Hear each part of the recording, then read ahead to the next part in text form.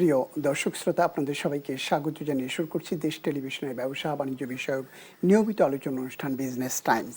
আজ আমাদের আলোচনার বিষয় শিল্পে জ্বালানি সংকটের প্রভাব পুঁজিবাজারে। আর এই আলোচনার জন্য আমাদের সঙ্গে অতিথি হিসেবে রয়েছেন দৈনিক অর্থসূচকের সম্পাদক জিয়াউর রহমান। জিয়া, আপনাকে স্বাগত জানাচ্ছি। ধন্যবাদ। প্রিয় দর্শক, আলোচনা শুরু করবার আগে জানিয়ে রাখতে চাই, এই জ্বালানি সংকটের কারণে অধিকাংশ উদ্যোক্তারা হাঁপিয়ে উঠেছেন এবং শিল্পের চাকা অনেক জায়গায় ঘোরা বন্ধ হয়ে গিয়েছে। মূলে গিয়ে উৎপাদন বন্ধ হচ্ছে এবং এর প্রভাব পড়ছে শিল্প উৎপাদন এবং রপ্তানি আমদানি উভয় বাণিজ্যে, এবং সর্বশেষ তার প্রভাব গিয়ে পড়ছে এই সমস্ত কোম্পানি যেখানে তালিকাভুক্ত, মানে পুঁজিবাজারে তালিকাভুক্ত, এবং সেখানে লাভের পরিবর্তে লোকসান গুনতে হচ্ছে। সব মিলে বিনিয়োগকারীদের অবস্থা কি তাহলে? জনাব জিয়া, এই বিষয়ে আপনার মন্তব্য। জি না, খুবই গুরুত্বপূর্ণ একটা ইস্যু তুলে ধরলেন।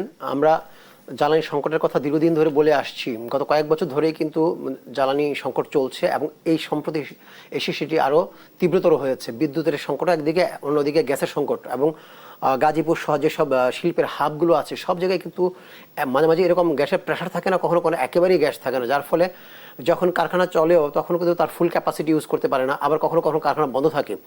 গত সপ্তাহে আপনার একটা বড় গ্রুপ অফ কোম্পানির একজন পরিচালকের সাথে আমার কথা হচ্ছিল। তাদের নাকি বর্তমানে 30 লাখ টাকার ডিজেল লাগে পার ডে, প্রতিদিন 30 লাখ টাকার ডিজেল লাগে ইন্ডাস্ট্রি সচল রাখার জন্য বিদ্যুৎ জেনারেটর দিয়ে।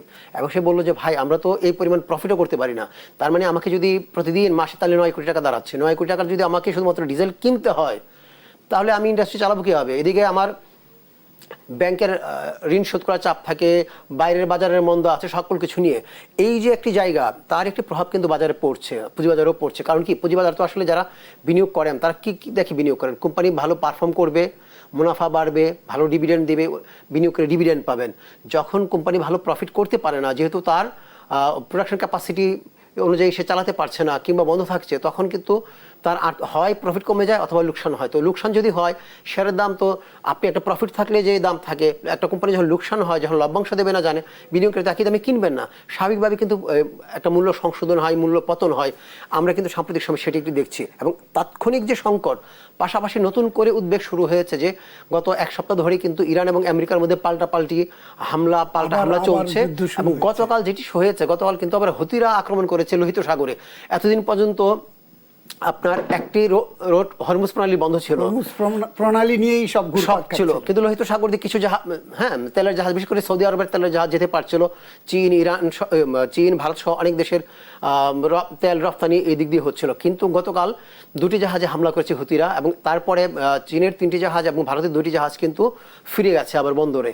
তো এই যে অবস্থা, দুটির রাস্তা যদি বন্ধ হয়ে যায়, তাহলে কি একেবারে কিন্তু তেল রপ্তানি মধ্যপ্রাচ্যের যে অঞ্চলটা হয়ে যাবে, এবং বিশ্বের বড় তেলের জ্বালানি সরবরাহ তো হয় আসলে ওই অঞ্চল থেকে। সুতরাং যদি তেলের বাজারে এইরকম একটা সংকট তৈরি হয়, তেল না পাওয়া যায়, সরবরাহ না থাকে, তাহলে আমাদের মতো দেশগুলো তো সাফার করবে। আমরা তো প্রয়োজনীয় তেল সহজে কিনতে পারবো না, অথবা কিনতে গেলে আমাকে অনেক বেশি দাম দিয়ে কিনতে হবে। সেটি আমার ইন্ডাস্ট্রির পক্ষে কিন্তু, বাংলাদেশ ইকোনমির পক্ষে কিন্তু অ্যাফোর্ড করা অনেক কঠিন হয়ে যাবে। সব কিছু মিলে এক হলো তাৎক্ষণিক সংকট, আরেকটা হলো সম্ভাব্য যে আরও গভীরতর হওয়ার আশঙ্কা সংকটের, সেটির প্রভাব আমরা পুঁজিবাজার আসলে দেখছি গত কয়েকদিন ধরে। এবং আজকেও আপনি দেখেন, আজকে কিন্তু নিম্নমুখী বাজার, আজকে কিন্তু লেনদেন, গতকাল বাজারে দরপতন হয়েছে কিন্তু লেনদেনটা একটু ভালো ছিল, কিন্তু আজকে মনে হচ্ছে 1000 কোটি টাকা শেষ পর্যন্ত লেনদেন নাও হতে পারে, এমন একটি অবস্থা আমরা দেখছি। জিয়া, আপনি যথার্থ বলেছেন। শুধু কি জ্বালানি, আমরা দেখছি গ্যাসেরও তীব্র সংকট দেখা দিয়েছে। যে ইন্ডাস্ট্রিগুলো গ্যাস দিয়ে চলছিল, সেখানে গ্যাসের চাপ নাই, তাহলে সেই ইন্ডাস্ট্রিগুলো চলবে কি করে? উদ্যোক্তাদের এখানটাতে করণীয় কি? কিছু কিছু ক্ষেত্রে হয় কি, কিছু ইন্ডাস্ট্রি আছে গ্যাসের চাপ কম থাকলে আপাতত বন্ধ রাখলো, আচ্ছা ক্ষতিটা হলো কিন্তু একটু কম ক্ষতি হলো। কিন্তু কিছু কিছু ইন্ডাস্ট্রি আছে, যেমন ধরুন আপনার কেবল ইন্ডাস্ট্রি, রডের ইন্ডাস্ট্রি, একবার যখন আপনার ফার্নেসটা গরম করা হয়, তখন যদি কখনো গ্যাস কিংবা বিদ্যুতের সংকট তৈরি হয় এবং সেই ফার্নেসে যে জিনিসগুলো আছে তখন যদি বন্ধ হয়ে যায় ফার্নেসটা, তখন কিন্তু সবটা আবার নষ্ট হয়ে যায়, আবার নতুন করে ফার্নেস গরম করতে হয়। আরো আলোচনা শুনবো, নিব একটি বিজ্ঞাপন বিরতি। প্রিয় দর্শক, নিচ্ছি একটি বিজ্ঞাপন বিরতি, ফিরবো কিছুক্ষণের মধ্যে, আমাদের সঙ্গেই থাকুন।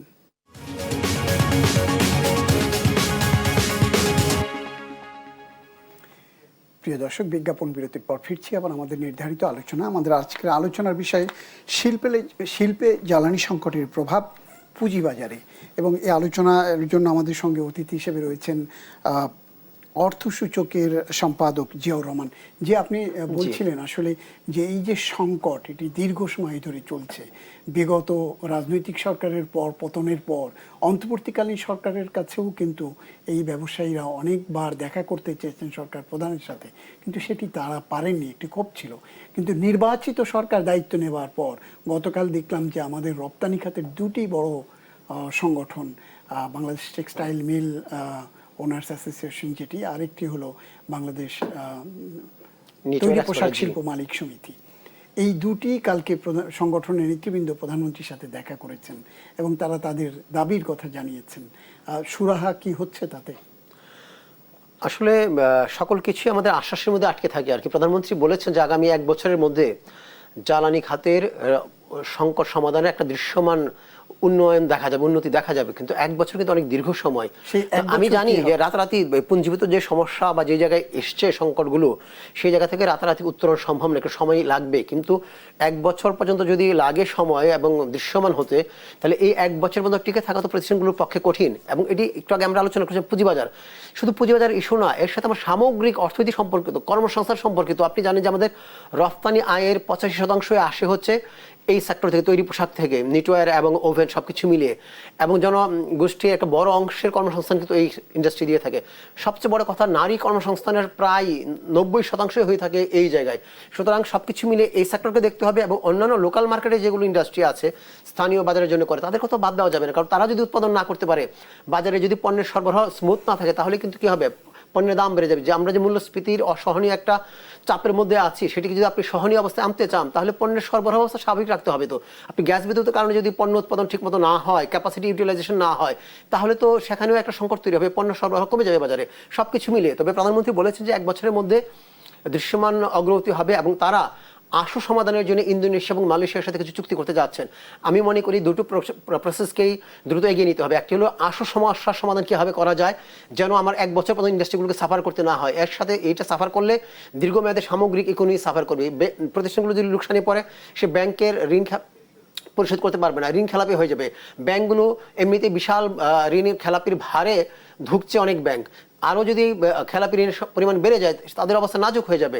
আপনার যদি প্রতিষ্ঠানগুলো ঠিকমতো রান করতে না পারে, কর্মসংস্থানের সমস্যা হবে, অনেক ছাঁটাই টাটাই হবে, সব কিছু মিলিয়ে কিন্তু একটা সামনে অনেক বড় ঝুঁকি তৈরি হবে। সুতরাং আমরা মনে করি যে দীর্ঘমেয়াদী আপনি যেটি করবেন পরিকল্পনা, সেটি করতে থাকেন, পাশাপাশি আগামী 3 থেকে 4 মাসের মধ্যে কিভাবে একটু বেশি ব্যয় করেও আপনি জ্বালানি কোথেকে আমদানি করা যায়, সে আমদানি ব্যাপারটা নিশ্চিত করেন। বিদ্যুতের সরবরাহ নিশ্চিত করেন। সরকার যদি না পারে, সেক্ষেত্রে বেসরকারি খাত যদি এই জ্বালানি এনে সমাধান করতে পারে, সেই পথ দেখা সমীচীন কিনা? আমরা মনে করি পরীক্ষামূলকভাবে অ্যাটলিস্ট দেখা যেতে পারে যে সরকারের যে মোট যে আমদানি করে থাকে তার 20%, পুরোটা আমরা দিলাম না, 20% পরীক্ষামূলকভাবে 3টি বা 4টি কোম্পানিকে দিলাম, যাদের ট্র্যাক রেকর্ড ভালো আছে বিভিন্ন ক্ষেত্রে, ট্যাক্স পরিশোধ, ঋণ পরিশোধ, অন্যান্য কিছু মিলে, এবং তাদের পারফরমেন্স দেখে আমি হয়তো এটা বাড়াবো কি কমাবো সেটা একটু করা যেতে পারে। এবং অনেক উদ্যোক্তা কিন্তু এখানে বড় ধরনের রিফাইনারিও করতে চায়, যে রিফাইনারিতে ক্রুড অয়েল আমদানি করে তারা কিন্তু রিফাইন করবে। আসলে তেলের বাজার তো অনেক ভোলাটাইল, প্রতি মুহূর্তে ওঠানামা করছে। সরকারি যারা আছেন তেল আমদানি করতে চান পেট্রো বাংলার হয়ে, তারা অনেক সময় সিদ্ধান্তহীনতায় ভোগেন, দাম বেড়ে যাচ্ছে, আমি এই সময় কেনা ঠিক হবে কিনা, কিনলে আবার হবে। বেসরকারি খাতের উপরে কিছুটা নির্ভর করা যায়, তারা কিন্তু সিদ্ধান্ত নিতে পারে। তড়িৎ সমাধানের জন্য জ্বালানির, বিশেষ করে শিল্পে যে সংকট, সেই দিকে সরকার নজর দেবে এবং বেসরকারি খাতের পরীক্ষিত উদ্যোক্তাদের সেই সুযোগ দেওয়া সমীচীন বলে আমরাও মনে করছি। আপনাকে ধন্যবাদ আমাদের সময় দেওয়ার জন্য। আপনাকে ধন্যবাদ। প্রিয় দর্শক, আলোচনা শেষ করছি এখানটাতে। শেষ করবার আগে শুধু জানিয়ে রাখছি, দেশ টেলিভিশনের ব্যবসা বাণিজ্য বিষয়ক এই আলোচনা অনুষ্ঠান বিজনেস টাইমস সপ্তাহে শনি থেকে বৃহস্পতি একই সময় সরাসরি সম্প্রচার হয়ে থাকে। আমাদের সঙ্গে থাকবার জন্য আপনাদের সবাইকে অনেক অনেক ধন্যবাদ জানাচ্ছি। আমি সুলতান আহমেদ।